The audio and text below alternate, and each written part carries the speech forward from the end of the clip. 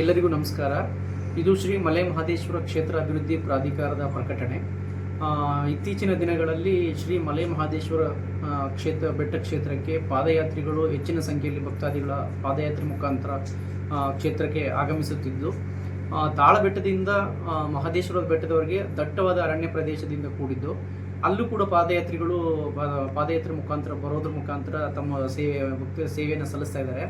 ಹಾಗಾಗಿ ಇತ್ತೀಚಿನ ದಿನಗಳಲ್ಲಿ ಆಕಸ್ಮಿಕವಾಗಿ ಚಿರತೆಯೊಂದು ಮಂಡ್ಯದ ಭಕ್ತಾದಿಯೊಬ್ಬರ ಮೇಲೆ ದಾಳಿ ಮಾಡಿ ಒಂದು ಆಕಸ್ಮಿಕವಾದ ಘಟನೆ ನಡೆದಿದೆ. ಹಾಗಾಗಿ ಎಲ್ಲ ಭಕ್ತಾದಿಗಳಲ್ಲಿ ಈ ಮೂಲಕ ವಿನಂತಿಸಿಕೊಳ್ಳುವುದೇನೆಂದರೆ, ಮಾನ್ಯ ಜಿಲ್ಲಾಧಿಕಾರಿಗಳ ಆದೇಶದಂತೆ ತಾಳಬೆಟ್ಟದಿಂದ ಮಹದೇಶ್ವರದ ಬೆಟ್ಟದವರೆಗೆ ಸಂಜೆ 6 ಗಂಟೆಯಿಂದ ಬೆಳಿಗ್ಗೆ 6 ಗಂಟೆವರೆಗೆ ಪಾದಯಾತ್ರೆ ಮಾಡುವುದನ್ನು ನಿಷೇಧಿಸಲಾಗಿದ್ದು, ದಯಮಾಡಿ ಎಲ್ಲ ಭಕ್ತಾದಿಗಳು ಸಹಕರಿಸಬೇಕಾಗಿ ಈ ಮೂಲಕ ಪ್ರಾಧಿಕಾರದಿಂದ ಕೋರಿಕೊಳ್ಳುತ್ತೇವೆ.